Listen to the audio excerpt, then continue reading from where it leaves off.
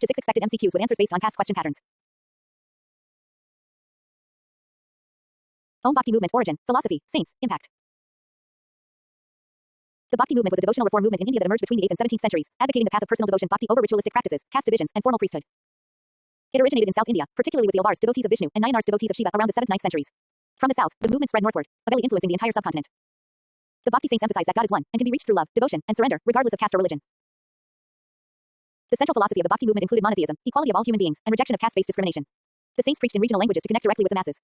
They rejected intermediaries like priests and upheld inner purity over external rituals. The movement was often anti-Brahmanical, but not necessarily anti-Hindu. Prayer beads prominent Bhakti saints. Ramanuja, 11th century, Tamil Nadu, a proponent of Vishishtadvaita, he combined Bhakti with Vedantic philosophy. Son Namdev, Maharashtra, a saint of the Varkari sect, preached equality and composed devotional poetry in Marathi. Son Kabir, Uttar Pradesh, a weaver by profession, he rejected both Hindu and Muslim orthodoxy. His Dohas couplets were deeply philosophical, advocating Nirguna Bhakti, formless God. Guru Nanak, Punjab, founder of Sikhism, stressed the unity of God, equality, and service. Mirabai, Rajasthan, a Rajput princess and devotee of Krishna, her songs were filled with personal devotion and spiritual longing. Tulsidas Awadi, author of Ramcharitmanas, which reinterpreted the Ramayana in vernacular.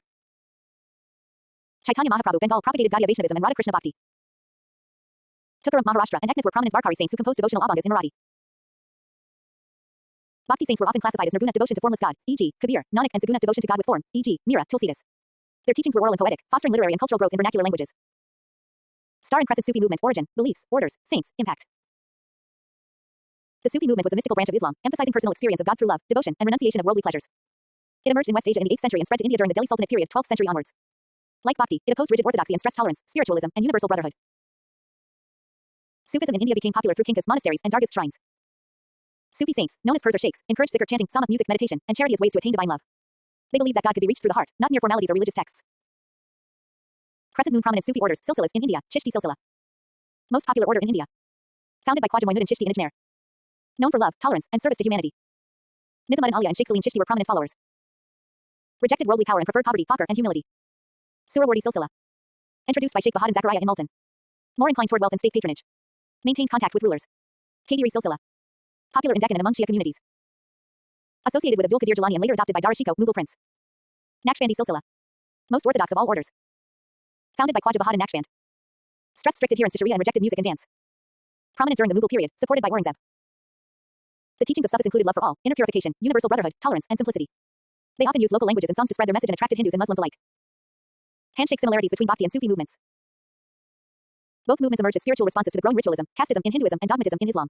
They promoted monotheism, inner devotion, and personal connection with the divine. They rejected religious orthodoxy and inspired literature, poetry, and music in regional languages. Both believed in the unity of humanity, promoted social harmony, and influenced Indian syncretic culture. Glowing star social and cultural impact. Breakdown of caste barriers. Bhakti and Sufi saints accepted followers from all castes and religions, which weakened the rigid Varna system. Literary enrichment. Saints composed in Hindi, Marathi, Punjabi, Tamil, Telugu, Bengali, and other vernaculars, giving rise to a rich devotional literature. Cultural synthesis. They promoted composite culture, especially in art, music, qawwali, bhajans, and language like Hindustani. Secularism. Their inclusive approach laid the foundation for secular values, religious tolerance, and mutual respect.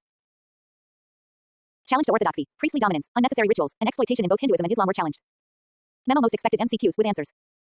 Which saint is associated with the famous Dohas and promoted Nirguna Bhakti? Answer: Kabir. The Chishti silsila was established in India by which saint? Answer: Khwaja Moinuddin Chishti. Who wrote the Ramcharitmanas in Awadi? Answer: Tulsidas. Which Sufi order emphasized strict adherence to Islamic law and rejected musical gatherings? Answer: Naqshbandi. Who was the Bhakti saint known for her deep devotion to Lord Krishna and her compositions in Rajasthani? Answer: Mirabai. Which Mughal prince was a follower of the Kadiri silsila? Answer: Dara Shikoh. One summary. The Bhakti and Sufi movements were revolutionary reform movements that transformed the spiritual and cultural landscape of medieval India. They challenged religious exclusivism and social stratification, emphasizing love, devotion, and compassion as the true paths to God. Their impact was profound in making religion accessible to common people, promoting tolerance, and nurturing a shared composite heritage that enriched Indian society for centuries. Would you like the next lecture on topics like Mughal administration, Akbar's religious policy, or regional kingdoms? Just say the word. You said. Mughal Empire, Babur to Aurangzeb, ChatGPT said. Here's a detailed, paragraph-based, exam-oriented theory lecture on the Mughal Empire, Babur to Aurangzeb, written with maximum word limit, no tables, and tailored for SSC, UPSC, and state PSCs. This is followed by 6 expected MCQs with answers based on previous exam trends. Bow and arrow: the Mughal Empire, Babur to Aurangzeb, a comprehensive account. The Mughal Empire was one of the greatest empires in Indian history, both in terms of territorial expansion and cultural achievements. It was established by Zahir-ud-din Muhammad Babur in 1526, after he defeated the Lodi Sultan Ibrahim Lodi at the First Battle of Panipat, marking the end of the Delhi Sultanate. The Mughals were descendants of Timur from the father's side and Genghis Khan from the mother's side, and brought with them Turco-Mongol military traditions combined with Persian culture and Islamic statecraft. Nizar Amulet Babur, 1526-1530. Babur founded the Mughal Empire after winning the First Battle of Panipat, 1526, with the help of gunpowder and artillery, introducing modern warfare techniques in India. He defeated Rana Sangha of Mewar at the Battle of Kanwa 1527, Medini Rai at Chanderi 1528, and Mahmud Lodi at the Battle of Gagra 1529. Babur wrote his memoirs in Turkey, known as Baburnama, which offers insights into his personality, military skills, and observations of India. He died in 1530 and was buried in Kabul. Crossed swords Humayun 1530, 1540 and 1555, 1556. Humayun, Babur's son, lacked political acumen and administrative strength. He faced challenges from Afghan rulers and especially Sher Shah Suri, who defeated him at the Battle of Chaza 1539 and Battle of Kannauj 1540, forcing Humayun into exile. During his exile, he sought refuge at the court of the Safavid ruler of Persia, which later helped him regain control of India in 1555. However, he died in 1556 after falling from the stairs of his library in Delhi. His life was marked by misfortune, but his return paved the way for Akbar's consolidation. Crown Akbar 1556-1605. Jalaluddin Muhammad Akbar, Humayun's son, ascended the throne at the age of 13. In 1556, his regent Baron Khan defeated Hemu, the Hindu general of the Afghans, at the Second Battle of Panipat, solidifying Mughal control. Akbar is known for building a centralized administrative system, abolishing the jizya tax, and pursuing religious tolerance. He introduced Minsabdari and Jagirdari systems and established an imperial bureaucracy. Akbar launched military campaigns to annex Rajput kingdoms and succeeded in securing alliances through diplomacy and matrimony. The siege of Chittor 1568 and annexation of Ranthambore, Gujarat, Bengal, and Kabul expanded his empire. He introduced the policy of Sulai Kul, universal peace, and established the Din-i-Ilahi, a syncretic faith that failed to gain followers but showed his liberal vision. Akbar built the city of Fatehpur Sikri, which housed the Abad Khan for religious debates. Bow and arrow Jahangir 1605-1627. Jahangir, son of Akbar, inherited a stable empire. His reign was marked by internal stability, patronage of arts, and continuation of Akbar's policies.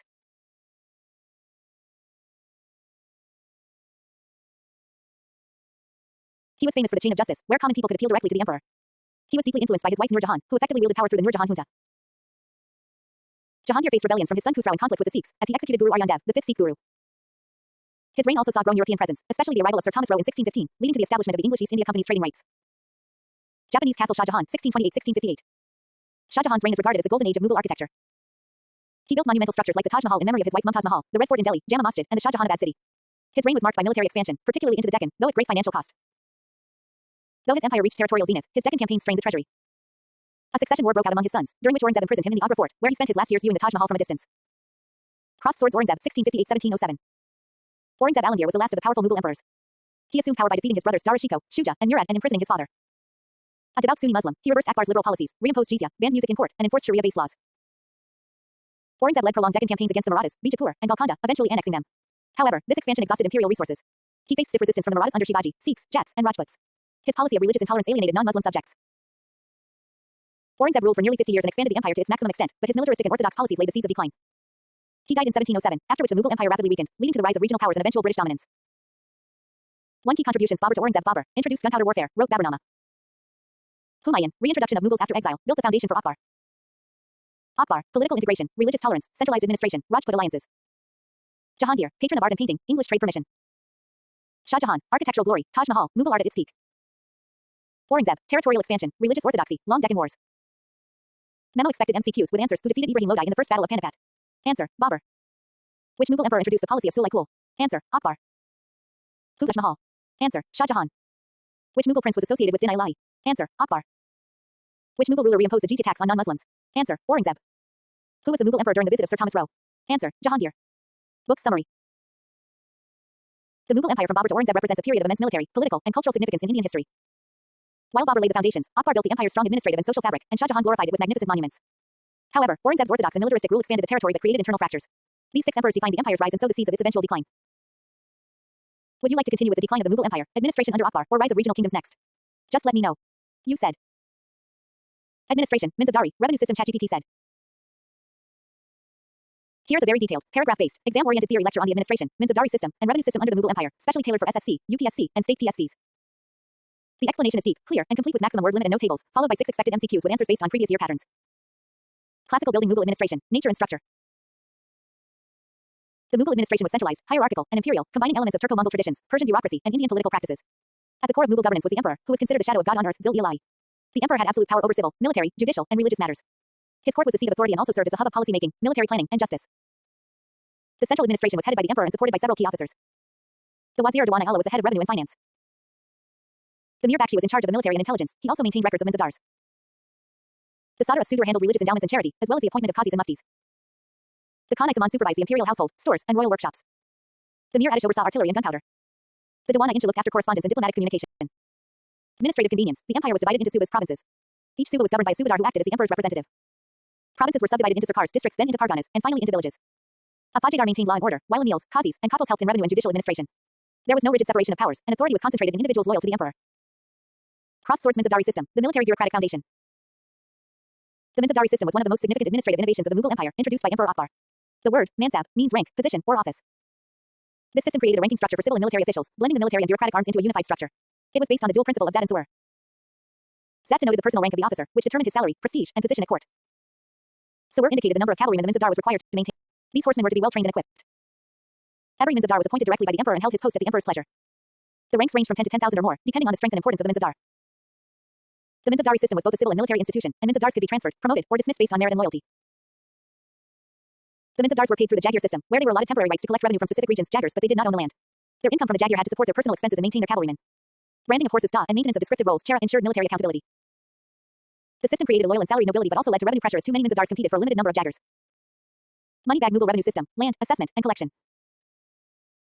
Land revenue formed the economic backbone of the Mughal Empire, accounting for more than 80% of the state's income. Akbar's most notable contribution to revenue administration was the Zapt system, implemented in northern India under the guidance of his revenue minister Raja Todar Mal. Under Zapt, the empire was divided into revenue circles, and detailed surveys were conducted to assess the average produce, price, and productivity of land over 10 years. Based on this, a standard rate of tax, 1/3 of the average produce, was fixed, and taxes were usually paid in cash, not kind. The unit of measurement was the biga. This system allowed the state to plan its finances better and made revenue collection more predictable. Land was classified into 4 categories based on cultivation: Palaj regularly cultivated, Parati fallow for a year, Chachar left fallow for 3 to 4 years, and Banjar uncultivated. The aim was to encourage intensive agriculture and ensure stable state revenue. In areas where Zapt was not feasible, other systems were used. Kankit or rye system, revenue was assessed based on actual measurement and estimation of yield. Batai system, a share of actual produce, generally 1/3, was taken by the state. Nasak, revenue was settled based on past payments, used mainly in less stable areas. Revenue was collected by emils or karoris, and village-level collection was assisted by Katwaris and Mukaddams. Revenue was collected from peasants directly, but zamindars acted as intermediaries in some regions, especially in Bengal and the Deccan. Though Akbar tried to curtail their power, zamindars often became local strongmen. Under Shah Jahan and Aurangzeb, increasing military expenditure led to heavier taxation and strain on peasants. Despite the sophistication of the Mughal revenue system, its rigidity and corruption eventually contributed to agrarian unrest and the decline of the empire. Memo 6 Most expected MCQs with answers. Who introduced the Minsabdari system in India? Answer: Akbar. What did the Zat in Minsabdari system signify? Answer: the personal rank and status of the Minsabdar. Which Mughal emperor's finance minister was Raja Todar Mal? Answer: Akbar. What percentage of agricultural produce was usually fixed as revenue under the Zapt system? Answer: 1/3. Under which Mughal ruler was the revenue assessment system known as Zapt introduced? Answer: Akbar. What was the name of the officer who maintained the imperial army rolls and verified horse branding? Answer: Mir Bakshi. Book summary. The administrative efficiency, military discipline, and fiscal stability of the Mughal Empire rested on 3 main pillars: a centralized bureaucracy, a well-structured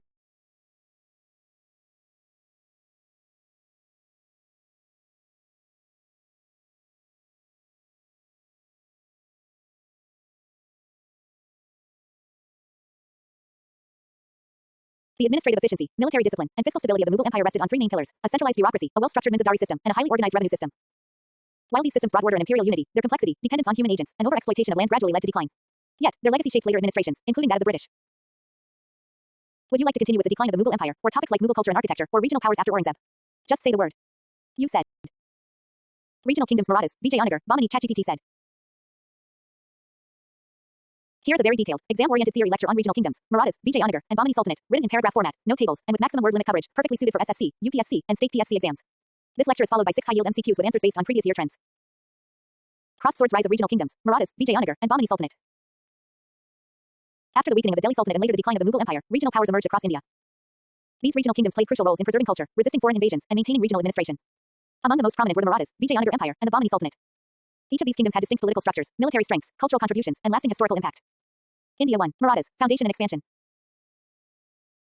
The Marathas emerged as a powerful force in the Deccan in the 17th century under the leadership of Chhatrapati Shivaji Maharaj, who laid the foundation of the Maratha Empire. The Marathas belonged to the Bono clan and were rooted in native traditions and strong local administration, influenced by Hindu political ideals and warrior ethics. Baji rose to prominence by resisting the Adil Shahis of Bijapur and the Mughals, using guerrilla warfare, swift cavalry attacks, and fort-based defense. In 1674, he was crowned as Chhatrapati at Raigad, symbolizing the assertion of Hindu sovereignty. He organized the Ashtapradhan Council of 8 ministers, promoted local languages like Marathi, and built a network of forts for strategic control. After Shivaji's death in 1680, his son Sambhaji took over but was captured and killed by Aurangzeb. The Mughal-Maratha conflict intensified under Rajaram and Tarabai, leading to prolonged warfare. The real expansion began under the Peshwa's prime ministers, especially Balaji Viswanath and Bajirao I, who extended Maratha influence from the Deccan to Malwa, Gujarat, Bengal, and even Delhi. The Maratha Confederacy included powerful families like the Scindias, Holkars, Gaekwads, and Bonals of Nagpur. Their ambition of becoming the successors of the Mughals culminated in the Third Battle of Panipat, 1761, against Ahmad Shah Abdali, which marked a temporary setback. Despite this, the Marathas remained a dominant force until the advent of the British. Japanese Castle II, Vijayanagar Empire, 1336-1646. The Vijayanagar Empire was founded in 1336 on the banks of the Tungabhadra River by Harihara and Bukka of the Sangama dynasty, under the guidance of the Saint Vidyaranya. It arose in response to the invasions by the Delhi Sultanate into the south and aimed to defend Hindu culture and political autonomy. The empire passed through 4 ruling dynasties: Sangama, Saluba, Tuluba, and Aravadu. The Tuluba dynasty produced the greatest ruler, Krishnadeva Raya 1509-1529, whose reign is considered the golden age of Vijayanagar. He defeated the Bahmani rulers, the Gajapatas of Orissa, and strengthened the empire's frontiers. Krishnadeva Raya was a great patron of literature and art. He wrote the Muktamayata in Telugu and patronized poets in Sanskrit, Kannada, and Tamil. The administration was centralized with provincial governors called Nayakas, and the empire flourished economically through agriculture, trade, and temple-based economy. The capital, Hampi, was a marvel of urban planning, with grand temples like the Virupaksha Temple, Biddla Temple, and bazaars that impressed foreign travelers like Domingo Pais and Abdur Razik. The empire fell after the Battle of Talikota in 1565, when the Deccan Sultanates formed a confederacy and defeated the Vijayanagar army, leading to the sacking of Hampi. The empire lingered under the Arabidists but declined steadily. Mosque 3, Bahmani Sultanate 1347-1527. The Bahmani Sultanate was the first independent Muslim kingdom in the Deccan, founded by Alauddin Bahman Shah Hassan Gangu in 1347 after revolting against the Delhi Sultanate. Its capital was initially Gulbarga, Hassanabad, and later shifted to Bidar in the 15th century. The Bahmani state constantly engaged in conflict with the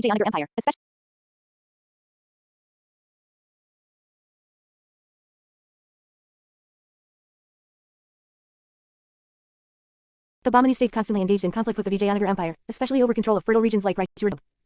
The Bahmani rulers were known for promoting Persian culture, architecture, and administration in the Deccan. The court attracted Persian scholars, poets, and architects. One of the most notable rulers was Mahmud Gawan, a Persian noble who became prime minister and introduced major reforms. Restructured revenue administration, curbed the power of provincial governors, and established madrasas, Islamic schools. Despite his loyalty, he was falsely accused of treason and executed, which hastened the decline of the state. By the early 16th century, internal rivalry between Deccanists, native Muslims.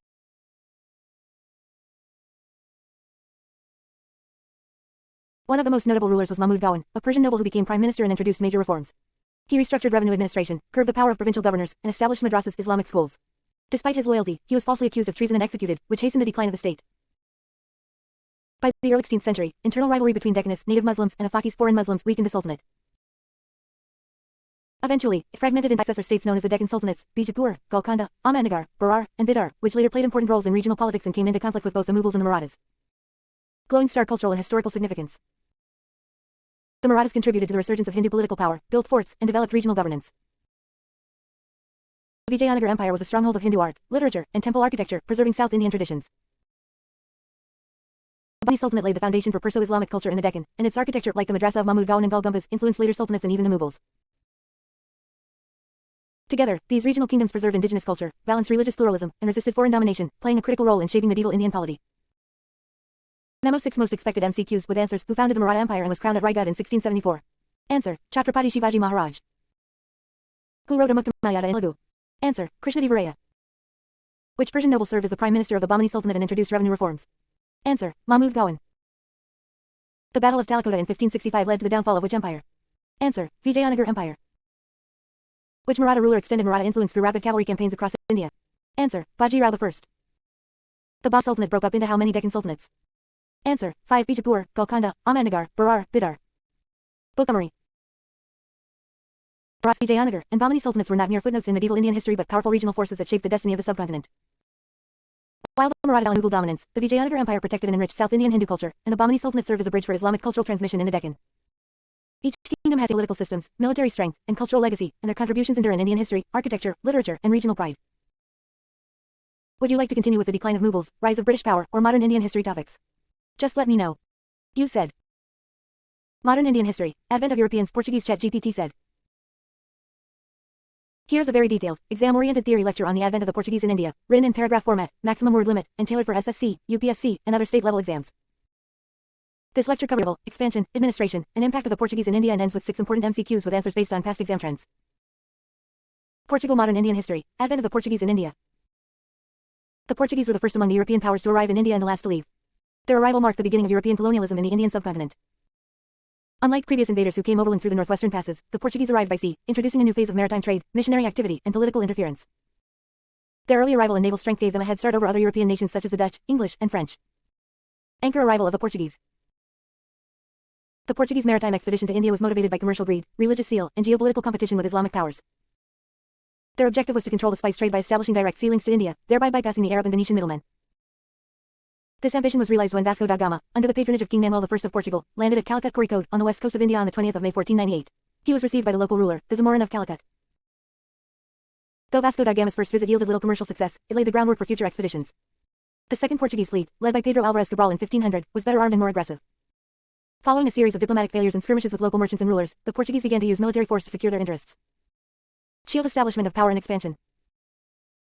The real consolidation of Portuguese power in India began with the arrival of Francisco de Almeida, the first Portuguese viceroy in India 1505-1509.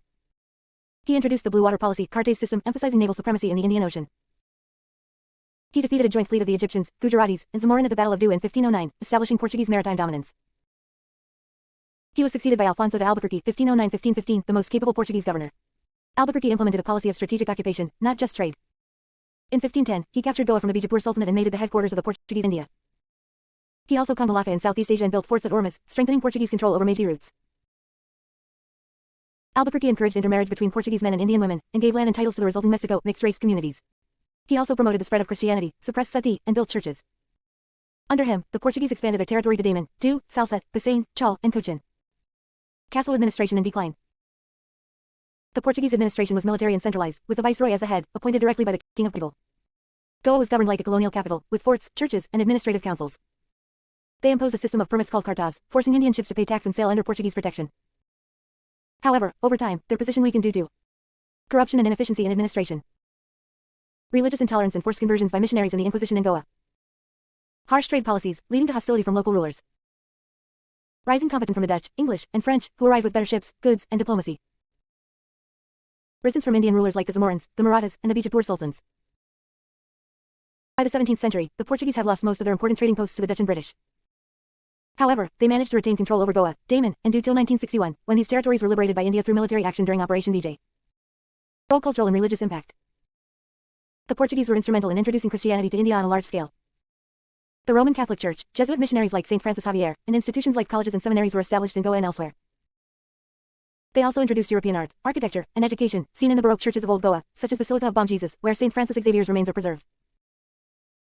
They also contributed to linguistic exchange, introducing many Portuguese words into Indian languages. Printing press technology was introduced in Goa as early as 1556, making it one of the first centers of printing in Asia. Memo 6 Most expected MCQs with answers. Who was the first European to reach India by sea? Answer: Vasco da Gama. Which Portuguese viceroy captured Goa in 1510? Answer: Alfonso de Albuquerque. What was the name of the naval battle that established Portuguese supremacy in the Indian Ocean? Answer: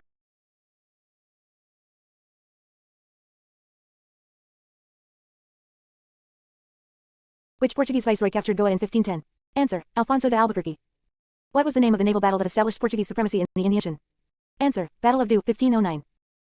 In which year did the Portuguese introduce the printing press in India? Answer: 1556. Which Indian city served as the capital of Portuguese India? Answer: Goa. Which Portuguese missionary is buried in the Basilica of Bom Jesus in Goa? Answer: St. Francis Xavier. Book summary. The advent of the Portuguese in India marked the beginning of European colonialism in the subcontinent. Their early success was due to superior naval power, military conquest, and strategic alliances, but over time they lost ground to better organized and diplomatically savvy powers like the British and Dutch. Nevertheless, their impact on Indian religion, culture, trade, and architecture was significant and long-lasting, especially in Goa, which remained under their rule for over 450 years. Would you next select on the Dutch, English, and French in India, or continue with Anglo-Mysore Wars, British economic policies, or Revolt of 1857? Just let me know. You said, Dutch, ChatGPT said. Here's very detailed, paragraph-based, exam-focused lecture on the advent of the Dutch in India, designed for SSC, UPSC, and other state-level exams. It covers their arrival, commercial ambitions, expansion, conflicts, and decline, with maximum word coverage and 6 MCQs with answers based on previous exam patterns. Netherlands Modern Indian History, Advent of the Dutch in India. The Dutch, representing the Netherlands, Holland, were the second European power to arrive in India after the Portuguese. Their arrival was part of a larger maritime race among European powers to establish dominance over the lucrative Asian spice trade, especially in pepper, nutmeg, cinnamon, and cloves. Unlike the Portuguese, the Dutch were primarily traders, not empire builders, and avoided deep political or territorial entanglements in India. Anchor establishment of Dutch power in India. The Dutch East India Company, officially known as the Verenigde Oost-Indische Company (VOC), was founded in 1602 with full support and charter from the States General, Dutch Parliament. The VOC was granted monopoly rights to trade and wage war in the East Indies. The Dutch arrived in India around 1605, setting up their first trading post at Masulipatam on the Coromandel coast, Andhra Pradesh. Their aim was to secure pepper and textiles from India in exchange for spices from Southeast Asia, particularly from Indonesia. The Dutch focused more on the island of Java, Sumatra, and the Moluccas, but they established several important trading centers in India to support this trade. Classical building important Dutch settlements in India. The Dutch established factories and trading posts along the eastern and western coasts. Pulicat, Tamil Nadu, their headquarters in India until 1690. It became a major center for textile export. Surat, Gujarat, a key port for trading with the Middle East and Europe. Masulipatam, Andhra Pradesh, one of their earliest factories. Nagapattinam, replaced Pulicat as the headquarters in the later period. Chittoor, Bengal, became an important Dutch post on the Hooghly River. Cochin, England, Kerala, seized from the Portuguese to access pepper trade. Tuticorin and Karaikal, Tamil Nadu, short-lived settlements used for coastal trade. They also had outposts in Bhimanapatnam, Baranagar, and Balasore, which served as secondary support stations for trade and transit. Crossed swords conflicts and competition. The Dutch were naval rivals of the Portuguese and successfully challenged Portuguese supremacy in many parts of Asia, including Sri Lanka, Malacca, and parts of the Indian coastline. They used their superior naval strength to capture forts and trading posts, especially from the weakening Portuguese. By the mid-17th century, the Dutch had become a dominant maritime power in the Indian Ocean region. However, by the end of the 17th century, the Dutch began facing serious competition from the English East India Company. The English were more politically aggressive and formed stronger alliances with Indian rulers. The Battle of Callaccal 1741 marked a turning point. The Dutch suffered a decisive defeat at the hands of the Travancore king Marthandavarma in Kerala. This was one of the first Asian victories over a European colonial power. Later, during the Anglo-Dutch Wars in Europe, the British also took over many Dutch possessions in India. After the Treaty of The Hague 1824 between the British and Dutch governments, the Dutch agreed to withdraw from India in exchange for British withdrawal from Indonesia. The Dutch retained only a few symbolic outposts like Chinsura for ceremonial purposes until they finally exited. Package nature of Dutch trade. The Dutch focused on monopoly trade in spices from the East Indies, nutmeg, mace, cloves. Indian textiles, especially from Coromandel and Bengal. Indigo, saltpeter, and opium for trade with Southeast Asia and China. They followed a strict commercial policy, avoided missionary activity, and discouraged intermarriage or cultural assimilation, unlike the Portuguese. Their factories functioned more like warehouse stations, and their traders had limited interaction with Indian society beyond commerce. This lack of political ambition ultimately made it easier for the British to outmaneuver them. Downward trend decline of Dutch power in India. The Dutch decline in India can be attributed to rising British and French power, who formed stronger local alliances. Defeat in the Battle of Callaccal 1741 by Travancore. Internal conflicts and corruption in the VOC. Shifting priorities, the Dutch began to concentrate more on the East Indies, Indonesia, where their profits were higher.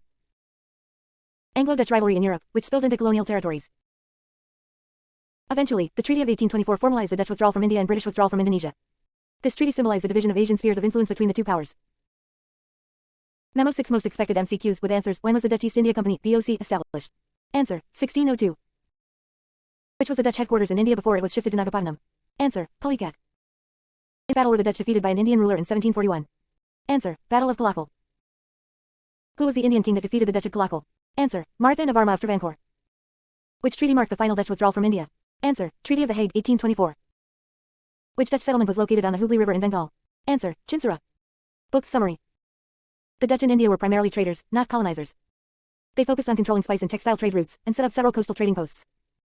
Though they initially succeeded against the Portuguese, they failed to compete with the English, both militarily and diplomatically. Their defeat at Callaccal, and eventual withdrawal in 1824, marked the end of Dutch ambitions in India. However, their legacy remains in the form of architectural remnants, place names, and trade practices introduced during their rule. Would you like the next lecture on the British or French advent in India, or continue to the Carnatic Wars, Anglo-Mysore Wars, or Revolt of 1857? Just say the word. You said, French, ChatGPT said.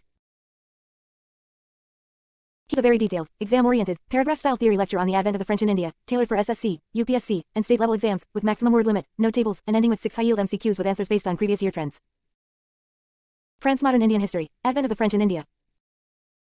The French were the last major European power to arrive in India for trade and colonization, following the Portuguese, Dutch, and British. Their entrance was driven by the desire to break the Anglo-Dutch monopoly over Indian trade and to establish a French commercial and political presence in the East.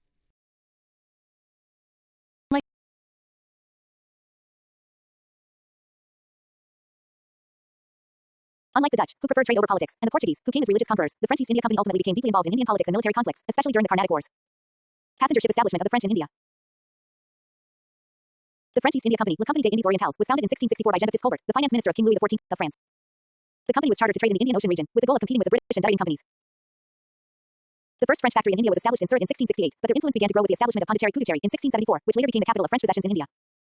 Other important French settlements in India included Chandranagore in Bengal, Mahe on the Malabar coast, Karaikal in Tamil Nadu, Yanam in Andhra Pradesh. These territories formed the basis of French India. Though they were smaller in area compared to British or Portuguese territories, the French showed great ambition in expanding their influence through diplomacy, military alliances, and trade networks. Crossed swords role in Indian politics, Carnatic Wars. The real turning point in French ambitions came during the Carnatic Wars, fought between the French and the British in South India between 1746 and 1763, with Indian rulers and regions used as strategic pawns. The first major French leader in India was Joseph-François Dupleix, who served as the Governor-General of French India from 1742 to 1754. Dupleix realized that political control was essential to economic dominance and began to involve the French in the succession disputes of local Indian kingdoms, particularly Hyderabad and the Carnatic. In the First Carnatic War, 1746-1748, the French under Dupleix captured Madras from the British but were forced to return it under the Treaty of Aix-la-Chapelle, 1748. The Second Carnatic War, 1749-1754, saw Dupleix supporting Chanda Sahib for the Nawabship of the Carnatic against the British-supported Muhammad Ali. Though initially successful, the French eventually lost due to British counter-strategy and better naval support. The Third Carnatic War, 1757-1763, was part of the Global Seven Years' War.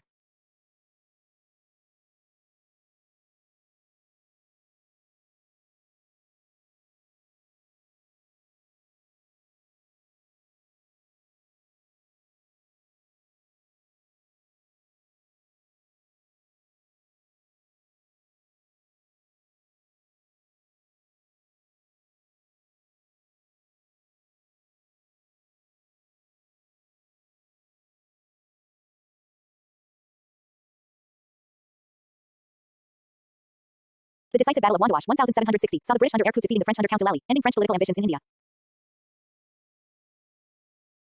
After the defeat at Wandiwash and the Treaty of Paris 1763, the French were allowed to retain only their trading posts in India, Pondicherry, Karaikal, Mahe, Yanam, and Chandranagore, but without the right to fortify or interfere in Indian politics. Anchor French strategy and legacy. The French adopted a strategy that heavily relied on forming alliances with Indian rulers and training local armies in the European style of warfare, a tactic later perfected by the British. Dupleix and Lally's aggressive involvement in dynastic disputes and battles earned them temporary victories but also dragged France into prolonged conflicts. Unlike the British, the French lacked naval superiority in the Indian Ocean, stable financial support from their home country, unified command structure, often facing confusion between civil and military authorities, a strong base of operations like Bombay or Calcutta for expansion. Even after their military defeat, the French retained a cultural and symbolic presence in India. Their territories remained under French rule until 1954, when Pondicherry and other enclaves were merged into the Indian Union. French architecture, language, and influence are still visible in Pondicherry and other former French colonies. Memo 6 Most expected MCQs with answers. When was the French East India Company established? Answer: 1664. Which was the capital of French India? Answer: Pondicherry. Who was the most important French governor in India who tried to establish political dominance? Answer: Dupleix. In which battle were the French decisively defeated by the British, ending their political ambitions in India? Answer: Battle of Wandiwash 1760. Which treaty ended the Carnatic Wars and restricted the French to trading posts? Answer: Treaty of Paris 1763. Which Indian city remained under French control until 1954? Answer: Pondicherry. Book summary. The French in India arrived with great commercial and colonial ambitions. Under leaders like Dupleix and Lally, they actively tried to rival the British by interfering in Indian politics and regional succession. However, due to naval inferiority, lack of financial stability, and British diplomatic strength, the French suffered major defeats in the Carnatic Wars, especially at the Battle of Wandiwash, after which they were reduced to minor trading powers. Yet, their cultural and architectural legacy still lives on, especially in Pondicherry, which served as the heart of French India. Would you like the next lecture on the British East India Company, Carnatic Wars, Anglo-Mysore Wars, or Revolt of 1857? Just tell me the topic. You said, British ChatGPT said. Here's a very detailed United Kingdom Modern Indian History, Advent of the British in India. The British were the most successful among all European powers who came to India for trade and eventually established political control. Their journey began with commercial interests through the British East India Company, but it gradually turned into territorial conquest and realism. The British rule in India lasted for nearly 200 years, transforming the political, social, and economic fabric of the subcontinent. Black Flag Arrival and Foundation, British East India Company. The British East India Company was established in 1600, during the reign of Queen Elizabeth I, through a royal charter granting it monopoly rights to trade with the East Indies. Initially, the company faced competition from the Portuguese and Dutch, who were already established in Asia. The British strategy focused on securing trading privileges from Indian rulers, especially the Mughals, and building factories trading posts at strategic coastal locations. In 1612, the British defeated the Portuguese at the Battle of Swali Hole off the coast of Gujarat. This victory convinced the Mughal Emperor Jahangir to grant the British permission to set up their first factory at Surat. Later, under the guidance of Sir Thomas Roe, who was sent as an ambassador to the Mughal court in 1615, the British secured firm permission to establish more factories. Gradually, they set up trading centers at Madras, Fort St. George, 1639, Bombay, acquired from the Portuguese in 1661, and Calcutta, Fort William, 1690. Crossed swords expansion from trade to political power. Although their initial presence was non-political, the British eventually got involved in Indian regional conflicts due to the declining Mughal power and the vacuum left by waning regional kingdoms. The turning point came with the Battle of Plassey in 1757, where the British defeated Siraj ud-Dawla, the Nawab of Bengal, with the help of traders like Mir Jafar. The victory was engineered by Robert Clive, and it gave the British control over Bengal's immense resources. This was followed by the Battle of Buxar in 1764, where Hector Munro of the British defeated the combined forces of Mir Qasim, Nawab of Bengal, Shuja ud-Dawla, Nawab of Awadh, and Mughal Emperor Shah Alam II. As a result, the Diwani rights, revenue collection rights, of Bengal, Bihar, and Orissa were granted to the East India Company in 1765, formalizing British financial control over eastern India. The British also fought a series of wars to eliminate rival powers. Anglo-Mysore Wars, 1767-1799, against Hyder Ali and Tipu Sultan. Anglo-Maratha Wars, 1775-1818, which weakened the Maratha Confederacy. Anglo-Sikh Wars, 1845-1849, leading to the annexation of Punjab.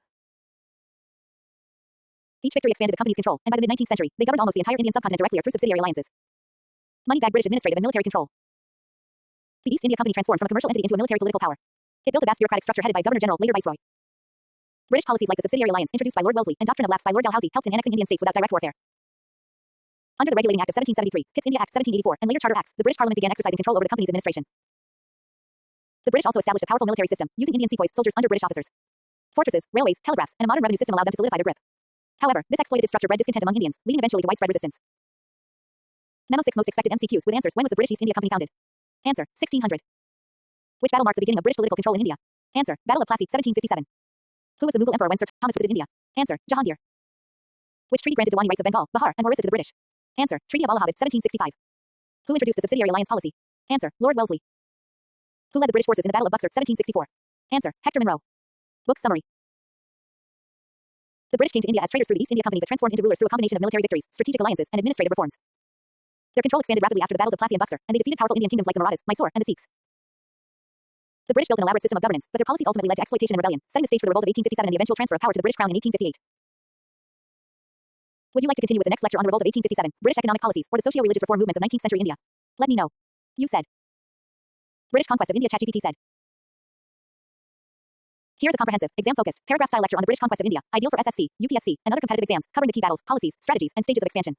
The explanation concludes with 6 high-yield MCQs with answers, based on previous year exam trends. United Kingdom Modern Indian History, British Conquest of India.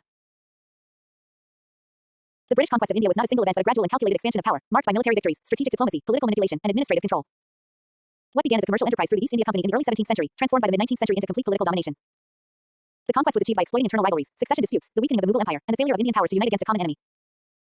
Castle Phase 1, From Trade to Political Power, 1600-1765. The British East India Company, founded in 1600, initially aimed at securing profitable trade with India. After defeating the Portuguese at Swali in 1612, the British established their first factory at Surat, later expanding to Madras, Bombay, and Calcutta. Their commercial interests turned political when they started interfering in regional power struggles. The Battle of Plassey, 1757, was the turning point. Here, Robert Clive defeated Siraj-ud-Daulah, the Nawab of Bengal, with internal help from Mir Jafar, establishing British dominance in Bengal. This victory gave the British control of enormous revenue resources. The Battle of Buxar, 1764 followed, where the British defeated a combined force of Mir Qasim, Shuja-ud-Daulah, and Mughal Emperor Shah Alam II. The Treaty of Allahabad, 1765, granted the British Diwani rights over Bengal, Bihar, and Orissa, allowing them to collect taxes. This marked the beginning of company rule. Dagger Phase 2, Conquest through Wars and Treaties, 1765-1857. After 1765, the company's conquest accelerated through a series of Anglo-Indian wars, strategic alliances, and annexation policies. Anglo-Mysore Wars, 1767-1799. The company clashed with Hyder Ali and his son Tipu Sultan of Mysore, both of whom posed formidable resistance. Tipu's defeat and death in the Fourth Anglo-Mysore War, 1799, ended Mysore's independence, and the region came under British control. Anglo-Maratha Wars, 1775-1818. The powerful Maratha Confederacy, divided among the Peshwas, Scindias, Holkar, and Bonals, was gradually defeated by the British in 3 wars. The Third Anglo-Maratha War, 1817-1818, led to the annexation of all major Maratha territories, bringing much of central and western India under British control. Anglo-Sikh Wars, 1845-1849. The Sikh Empire under Ranjit Singh remained strong and independent until his death. British forces eventually defeated the Sikhs in 2 wars. After the Second Anglo-Sikh War, 1849, Punjab was annexed, marking the last major conquest before the 1857 revolt. Scroll British expansionist policies. To further consolidate control, the British used non-military expansionist strategies as well. Subsidiary Alliance, 1798, introduced by Lord Wellesley, it forced Indian rulers to maintain British troops and give up foreign relations. States like Hyderabad, Awadh, and Mysore accepted it. Doctrine of Lapse, 1848, introduced by Lord Dalhousie, it allowed the company to annex any princely state where the ruler died without a male heir. States like Satara, Jhansi, and Nagpur were annexed this way. Maladministration and alleged misrule. For example, Awadh was annexed in 1856 on the grounds of misrule, causing widespread resentment. These policies eroded the autonomy of Indian princes and generated anger among both rulers and common people. Firecracker prelude to the revolt of 1857. By the mid-19th century, the British had either annexed Indian states or made them dependent through treaties. The exploitation of peasants, displacement of traditional rulers, disrespect for cultural practices, and economic drain created a volatile environment. The annexation of culturally significant states like Awadh, suppression of local customs, racial discrimination, and interference in religious matters finally culminated in the revolt of 1857, the first large-scale resistance against British rule. The revolt marked the end of company rule, and in 1858, India was brought under direct control of the British Crown through the Government of India Act. Memo 6 Most expected MCQs with answers. Which battle is considered the beginning of British political control in India? Answer. Battle of Plassey, 1757. The Diwani rights of Bengal, Bihar, and Orissa were granted to the British through which treaty? Answer. Treaty of Allahabad, 1765. Which Indian ruler was defeated and killed in the Fourth Anglo-Mysore War? Answer. Tipu Sultan. Who introduced the subsidiary alliance system? Answer. Lord Wellesley. Which policy was used by Lord Dalhousie to annex states without male heirs? Answer. Doctrine of Lapse. Which Indian state was annexed by the British in 1856 on grounds of misrule? Answer. Awadh. Book summary. The British conquest of India was a slow but relentless process involving warfare, diplomacy, treaties, and political manipulation. Starting from Bengal, the British eliminated or subdued powerful Indian kingdoms such as Mysore, the Marathas, and the Sikhs, and gradually absorbed the princely states. By 1857, the British controlled nearly all of India either directly or through dependent allies. Their conquest led to widespread economic, social, and political changes, ultimately paving the way for colonial rule under the British Crown.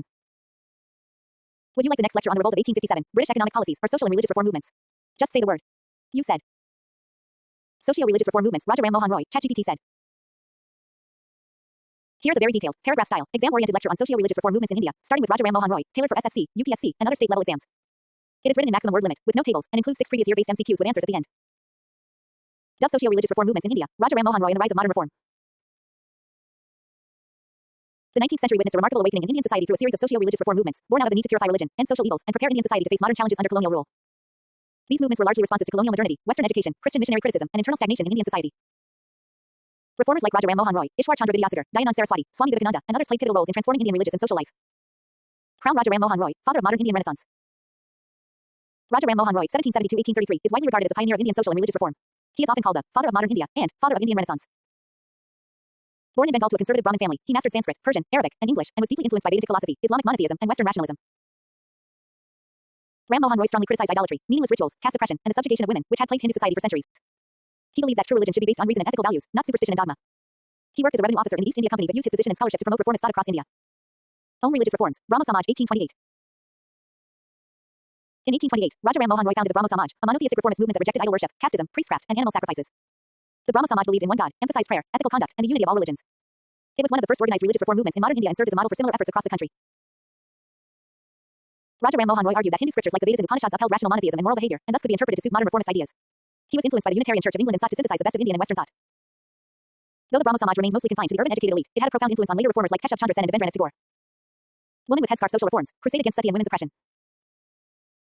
Among Ram Mohan Roy's most famous contributions was his campaign against the inhuman practice of sati, widow burning. He believed that sati was a perversion of Hindu texts and argued using scriptural references to prove its illegitimacy. He fought legal, religious, and cultural battles against sati and directly appealed to the British government to intervene. Thanks to his relentless efforts, Lord William Bentinck passed the Sati Regulation Act in 1829, making sati illegal and punishable by law. This was the first major legal reform in India influenced by an Indian voice. Raja Ram Mohan Roy also advocated for widow remarriage, women's education, property rights for women, and opposed child marriage and polygamy. His vision of a progressive society placed equality and dignity for women at its core, centuries ahead of his time. Books, educational and political contributions.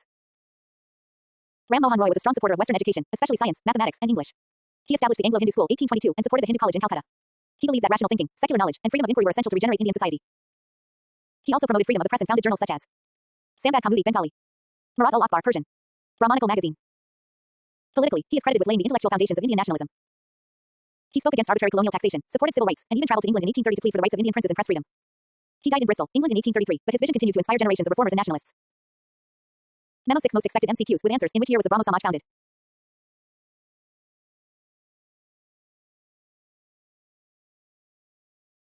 Answer: 1828.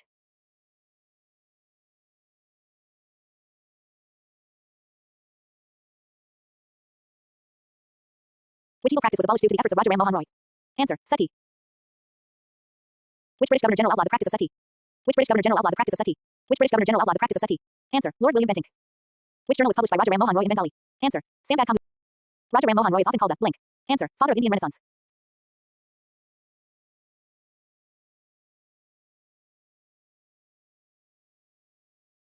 Memo 6 Most expected MCQs with answers. In which year was the Brahmo Samaj founded? Answer: 1828. Which legal practice was abolished due to the efforts of Raja Ram Mohan Roy? Answer: sati. Which British Governor General outlawed the practice of sati? Answer: Lord William Bentinck. Which journal was published by Raja Ram Mohan Roy in Bengali? Answer: Sambad Kaumudi. Raja Ram Mohan Roy is often called the blank. Answer: father of Indian Renaissance. Which movement did Raja Ram Mohan Roy start to reform Hinduism? Answer: Brahmo Samaj. Book summary. Raja Ram Mohan Roy was a visionary reformer who combined reason, scriptural knowledge, and humanism to challenge the regressive practices of Hindu society and lay the foundation for modern India. Through the Brahmo Samaj, he introduced a rational and ethical vision of religion, while his social reforms empowered women and promoted equality. His efforts to modernize education and support liberty, justice, and dignity for all made him a pioneer of reform, nationalism, and enlightenment in colonial India. Would you like the next lecture on Ishwar Chandra Vidyasagar, Dayanand Saraswati and Arya Samaj, or Swami Vivekananda and Ramakrishna Mission? Just tell me. You said, Arya Samaj. ChatGPT said. Here's a very detailed, paragraph-based, exam-oriented lecture on Arya Samaj and Dayanand Saraswati, written in maximum word limit. Home sociologist reform movements, Dayanand Saraswati and Arya Samaj. The Arya Samaj, founded by Swami Dayanand Saraswati in 1875, was one of the most influential reform movements of 19th century India. It aimed to reform Hindu society based on the original teachings of the Vedas, rejecting all later corruptions such as idol worship, caste hierarchy, untouchability, and superstition. The movement combined religious purification, social reform, and national awakening, and became a driving force in shaping modern Hindu identity and nationalism. Bust in silhouette life and philosophy of Dayanand Saraswati. Dayanand Saraswati, 1824-1883, was born as Malshankar in a conservative Brahmin family in Gujarat. From an early age, he showed a deep inclination towards spirituality, scriptural study, and renunciation. Disillusioned by idol worship and ritualistic orthodoxy, he left home in pursuit of truth. After years of traveling and debate, he concluded that the Vedas alone were the true source of knowledge and religion, and everything outside it was false. He advocated a return to the pure, monotheistic, rational form of Hinduism as found in the Vedas and called this movement Vedic Dharma. His famous motto was, back to the Vedas, Vedantir Lav Kalo. He believed that truth is eternal, and any system of thought must conform to reason, morality, and Vedic authority. He wrote extensively, the most notable work being Satyarth Prakash, The Light of Truth, which criticized superstition, priestly dominance, and social evils while promoting scriptural rationality. Hindu Temple Foundation and Principles of Arya Samaj, 1875. Dayanand founded the Arya Samaj in Bombay on the 10th of April 1875, which later spread widely in North India, especially in Punjab, Uttar Pradesh, and Rajasthan. The Arya Samaj was a non-sectarian, reformist Hindu movement that called for the reform of social practices and the rejection of religious dogmas. It promoted belief in one formless god, Nirkar Ishwar, and strictly denounced idol worship, polytheism, animal sacrifice, Pitra worship, blind faith in astrology and charms, priesthood-based rituals. The Arya Samaj propounded 10 principles, combining spiritual purity, moral conduct, social service, and rationalism. It encouraged every member to study the Vedas and interpret them freely with reason and without fear. The Samaj viewed science, education, and gender equality as tools for both individual salvation and national regeneration. Books, social and educational reform activities. The Arya Samaj played a transformative role in Indian society by attacking untouchability, caste discrimination, and child marriage, and by supporting widow remarriage and women's education. The Samaj opened Dayanand Anglo-Vedic DAV schools and later a full-fledged DAV movement, which aimed to combine Vedic values with Western science. The first DAV school was established in Lahore in 1886 under Lala Hansraj, with support from leaders like Lala Lajpat Rai. Women's upliftment was a major goal, and Arya Kanya Pathshalas, girls' schools, were established across North India. The Samaj was also active in spreading literacy among the lower castes and encouraged intercaste dining and marriages, which were revolutionary ideas at the time. Fire religious reforms and Shadi movement. One of the most powerful and controversial contributions of Arya Samaj was the Shadi movement purification movement. It was started in the late 19th century and intensified in the 20th century under leaders like Swami Shraddhanand. The aim of the Shadi movement was to bring back Hindus who had converted to Islam or Christianity and restore them to Hindu society. The movement was especially active in Punjab and Uttar Pradesh. This caused tensions with both Christian missionaries and Muslim leaders and often led to communal friction. However, for the Arya Samaj, it was part of preserving Hindu identity and unity, especially in the face of rising conversions and colonial pressure. India contribution to Indian nationalism. Arya Samaj was one of the first religious movements that fused social reform with nationalism. Its leaders believed that national regeneration could only come through moral and spiritual reform. The Samaj played an active role in anti-cow slaughter campaigns, Swadeshi movements, anti-colonial struggles, and the education of nationalist leaders. Leaders such as Lala Lajpat Rai, Pandit Guru Dutt Vidyarthi, and Swami Shraddhanand emerged from the Arya Samaj tradition. The movement shaped Hindi nationalism, promoted Vedic literature, and played a role in developing cultural pride of Indians. It also clashed ideologically with the Christian missionaries and Muslim clergy who were active under British patronage. Memo 6 Most expected MCQs with answers. In which year was the Arya Samaj founded? Answer. 1875. What was the real name of Swami Dayanand Saraswati? Answer. Mulshankar. What is the name of Dayanand Saraswati's most famous book? Answer. Satyarth Prakash. Which movement was started by Arya Samaj to reconvert people to Hinduism? Answer. Shetty movement. Who established the first DAV school in 1886? Answer. Lala Hansraj. Who among the following was associated with Arya Samaj and later played a role in the freedom movement? Answer. Lala Lajpat Rai. Book summary. The Arya Samaj, led by the revolutionary vision of Swami Dayanand Saraswati, played a historic role in transforming Hindu society through religious purification, social reform, and national regeneration. It rejected idolatry, casteism, and superstitions, and promoted monotheism, rationalism, women's empowerment, and education for all. The DAV schools, Shetty movement, and active participation in anti-colonial thought made the Arya Samaj not just a religious reformist body but also a catalyst for Indian nationalism. Its legacy continues to influence Hindu reform movements and educational institutions to this day. Would you like the next lecture on Swami Vivekananda and the Ramakrishna Mission, or Muslim reform movements like Aligarh movement and Deoband school? Just let me know. You said, Aligarh movement, ChatGPT said. Here's a very detailed, paragraph-based, exam-oriented lecture on the Aligarh movement, tailored for UPSC, SSC, and all major competitive exams. The notes include maximum word coverage, follow note table format, and end with 6 important MCQs with answers based on previous year exam trends. Mosque socio-religious reform movements in India, the Aligarh movement. The Aligarh movement was a significant Muslim reformist movement of the 19th century in colonial India, spearheaded by Sir Syed Ahmad Khan. It aimed to modernize the Muslim community, which had remained educationally and socially backward after the decline of the Mughal Empire and the trauma of the revolt of 1857. The movement emphasized modern Western education, rational thinking, scientific temperament, and loyalty to British rule as a means of empowering Indian Muslims. It laid the ideological and institutional foundation for the Muslim Renaissance in India, and eventually influenced the emergence of Muslim political identity in the subcontinent. Bust in silhouette Sir Syed Ahmad Khan, architect of the Aligarh movement. Sir Syed Ahmad Khan, 1817-1898, was born in Delhi to an aristocratic Mughal family. He served in the British judicial service and developed a deep interest in education, religion, science, and history. The revolt of 1857 marked a turning point in his life. He was distressed by the brutality of British repression as well as the Muslim community's isolation and backwardness. He realized that Muslims would continue to suffer unless they adapted to the modern world, especially through English education and scientific knowledge. After the rebellion, Sir Syed worked to rebuild trust between the British and the Indian Muslim community. He believed that cooperation with the British government, rather than resistance, was the path to survival and progress. His reform agenda was rooted in rationalism, religious tolerance, and a progressive interpretation of Islam. Books, goals, and features of the Aligarh movement. The Aligarh movement aimed at the intellectual, educational, and cultural upliftment of Muslims. It sought to promote modern Western education, especially among Muslim youth. Reconcile Islamic teachings with scientific reasoning. Counter orthodox Islamic resistance to change and modernity. Encourage Muslims to learn English and participate in the administrative and legal services under British rule. Prevent Muslims from becoming politically isolated or economically irrelevant in British India. Sir Syed rejected blind imitation of the past and advocated for ijtihad, independent reasoning in Islamic law. He tried to reform Islamic thought by arguing that the Quran was not in conflict with science, and only cultural stagnation had led to misconceptions. He openly opposed the ulama, orthodox clergy, who viewed Western education as simple and polluting. School educational achievements, Aligarh Muslim University. The crowning achievement of the Aligarh movement was the establishment of the Mohammedan Anglo-Oriental College at Aligarh in 1875. It was modeled after Oxford and Cambridge, combining Western science and rationality with Islamic ethics and values. This college later became the Aligarh Muslim University, AMU, in 1920. The institution became the intellectual nucleus of modern Muslim India, producing leaders, administrators, and scholars. The college also ran hostels, lecture halls, printing presses, and journals, and held regular debates and lectures to cultivate a modern, progressive mindset. Sir Syed also established the Scientific Society of Aligarh in 1864 to translate Western works into Urdu, publish scientific material, and encourage public education. Newspaper social impact and political views. Sir Syed believed in religious tolerance and communal harmony, but later, his views began to shift due to the rising assertiveness of the Hindu middle class and the activities of the Indian National Congress, which he felt did not represent Muslim interests. He discouraged Muslims from joining Congress and advocated for separate political identity and safeguards for Muslims. His emphasis on separate cultural identity, Muslim modernism, and non-participation in mass politics was the precursor to the two-nation theory that emerged decades later. Though Sir Syed did not demand a separate state, his political ideology influenced later Muslim leaders such as Muhammad Iqbal and Muhammad Ali Jinnah. Books, legacy of the Aligarh movement. The Aligarh movement had far-reaching consequences. It modernized Muslim education and helped Muslims enter government services. Promoted scientific temper and rationalism within Islam. Bridged the gap between Western knowledge and Islamic tradition. Created a new Muslim intelligentsia, confident in both religious identity and modern competence. Inspired the formation of Muslim political consciousness, which ultimately contributed to the founding of the All India Muslim League in 1906. While some criticized the movement for being elitist and pro-British, its historical role in reviving the Muslim community and promoting secular education is undeniable. Memo 6 Most expected MCQs with answers. Who was the founder of the Aligarh movement? Answer. Sir Syed Ahmad Khan. In which year was the Mohammedan Anglo-Oriental College established? Answer. 1875. Which institution was established by Sir Syed Ahmad Khan in 1864 to promote scientific among Muslims? Answer. Scientific Society of Aligarh. Which college founded during the Aligarh movement later became Aligarh Muslim University? Answer. Mohammedan Anglo-Oriental College. Sir Syed Ahmad Khan's famous book, Asbab-e Bagawat Behind, was written in the context of which event? Answer. Revolt of 1857. Which of the following best describes the primary aim of the Aligarh movement? Answer. Educational and social upliftment of Muslims through modern education. Book summary. The Aligarh movement, led by Sir Syed Ahmad Khan, was a visionary reform movement that reshaped Indian Muslim society by promoting Western education, rationalism, and Islamic modernism. It bridged the gap between tradition and modernity, helped Muslims participate in modern governance, and laid the groundwork for Muslim political thought in India. Though controversial at times, the movement's impact on the educational and political awakening of Indian Muslims remains one of the most important legacies of colonial Indian history. Would you like the next lecture on the Deoband movement, Ramakrishna Mission and Swami Vivekananda, or Indian Renaissance and women's reform movements? Just let me know. You said. Revolt of 1857. Causes, events, consequences. ChatGPT said. Here's a highly detailed, exam-focused, paragraph-based lecture on the revolt of 1857, covering its causes, major events, and consequences, tailored for UPSC, SSC, and state PSC exams, written in maximum word limit and note tables, concluding with 6 important MCQs with answers. Fire Revolt of 1857. Causes, events, and consequences. The Revolt of 1857, also known as the First War of Indian Independence, was the first large-scale armed uprising against British rule. It began on the 10th of May 1857 in Near and quickly spread to northern and central India, shaking the very foundations of the East India Company's authority. Though the revolt was ultimately suppressed by 1858, it marked a turning point in Indian history. The revolt had multiple underlying causes, including political annexations, economic exploitation, social religious interference, and military grievances. Firecracker causes of the revolt of 1857. 1. Political causes. The most immediate political cause was the annexation policy of the British, especially the doctrine of lapse introduced by Lord Dalhousie. Under this policy, states like Satara, Jhansi, Nagpur, and Awad were annexed on the pretext of having no natural heir. The annexation of Awad in 1856, citing misgovernance, shocked many Indians, especially the nobles and soldiers from that region.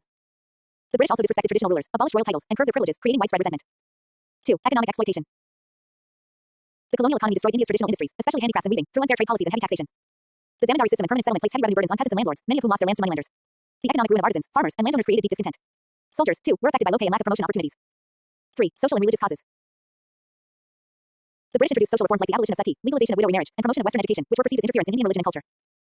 The introduction of English education and Christian missionary activities intensified fears among Hindus and Muslims that the British aimed to convert India to Christianity. The Religious Disabilities Act of 1856, which allowed conversion from Hinduism without losing inheritance rights, further deepened suspicion. 4. Military causes. The sepoys or Indian soldiers formed the bulk of the British Army in India but faced racial discrimination, low salaries, and limited promotion prospects. The most immediate cause of the revolt was the introduction of the Enfield rifle, whose cartridges were rumored to be greased with cow and pig fat, offensive to both Hindus and Muslims. When soldiers at Barrackpore and Meerut refused to use the cartridges, they were humiliated, imprisoned, and punished, sparking outrage. Crossed swords, major events of the revolt. The revolt began on the 10th of May 1857, when sepoys at Meerut broke open jails, freed fellow soldiers, and marched to Delhi, where they proclaimed Bahadur Shah II, the last Mughal emperor, as the emperor of Hindustan. Though old and weak, his name became a symbol of resistance. The revolt quickly spread to other parts of northern India. In Kanpur, Nana Sahib, the adopted son of the exiled Peshwa Bajirao II, led the rebellion. His general, Tantia Tope, put up fierce resistance. In Jhansi, Rani Lakshmibai led a legendary fight against British forces. After capturing Gwalior, she died a heroic death in battle. In Bareilly, Khan Bahadur Khan fought bravely. In Lucknow, Begum Hazrat Mahal declared her son as the Nawab and took control of the city. In Arab Bahar, Kumar Singh, an elderly zamindar, led local forces against the British. Despite widespread participation, the revolt lacked central coordination, a unified ideology, or common goals. Many Indian rulers and communities remained loyal to the British or stayed neutral, such as Hyderabad, Kashmir, Gwalior initially, and Punjab. The British suppressed the revolt using brutal force, with reinforcements from Britain and loyal Indian princes. By mid-1858, the rebellion was largely over. Delhi was recaptured in September 1857. Bahadur Shah Zafar was arrested and exiled to Rangoon, and leaders like Tantia Tope and Rani Lakshmibai were either killed or executed. Balance scale consequences of the revolt. 1. End of company rule. The most significant outcome was the end of the East India Company's rule. The British Parliament passed the Government of India Act, 1858, transferring control of India directly to the British Crown. The office of Governor General was replaced by Viceroy, who would act as the monarch's representative in India. 2. Policy changes. The British promised non-interference in religious and social customs and started following a policy of conservative governance. The doctrine of lapse was withdrawn, and more caution was applied in dealing with princely states. The Indian civil service was open to Indians, but only nominally. 3. Army reorganization. The British reorganized the Indian army to reduce the number of Indian soldiers, especially from North India, and increase the number of British soldiers. The policy of divide and rule was formally adopted by recruiting based on caste, religion, and region to prevent unity among Indian soldiers. 4. Increased racial arrogance and control. 4. Increased racial arrogance and control. The revolt hardened British attitudes toward Indians. They blamed the entire population for the mutiny, leading to racial hatred, repression, and marginalization of Indians in administration. Press censorship and stricter laws were introduced. 5. Rise of national consciousness. Though unsuccessful, the revolt sowed the seeds of Indian nationalism. It was later hailed by leaders like B.B. Savarkar as the first war of Indian independence. The revolt exposed the exploitation and vulnerability under colonialism and inspired organized political movements, such as the founding of the Indian National Congress in 1885. Memo 6 Most expected MCQs with answers. When did the revolt of 1857 begin? Answer. The 10th of May 1857. Which Mughal emperor was declared the symbolic leader of the revolt?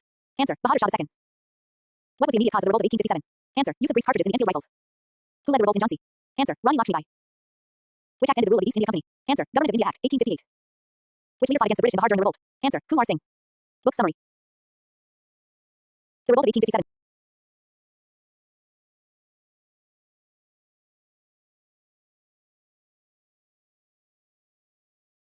The revolt of 1857 was the first large-scale resistance against British rule, caused by a combination of political, economic, social, and military discontent.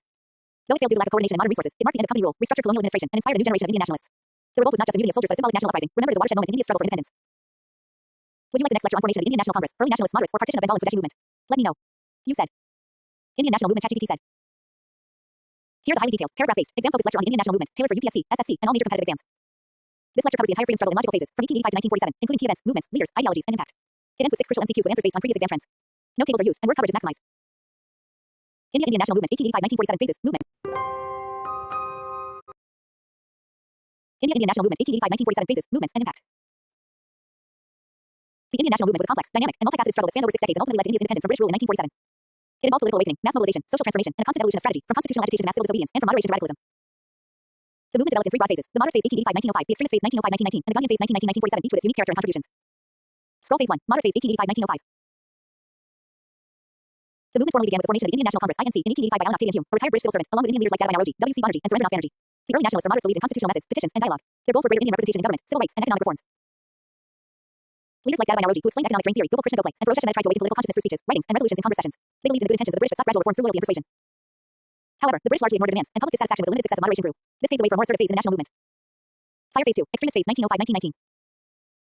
Disillusioned with the methods of the moderates, a new generation of leaders emerged, called the extremists, who believed in direct action, mass agitation, and self-reliance. The immediate trigger was the partition of Bengal 1905 by Lord Curzon, done under the pretext of administrative efficiency but actually aimed at dividing Hindus and Muslims. The extremists launched the Swadeshi movement, calling for the boycott of British goods, promotion of indigenous industries, and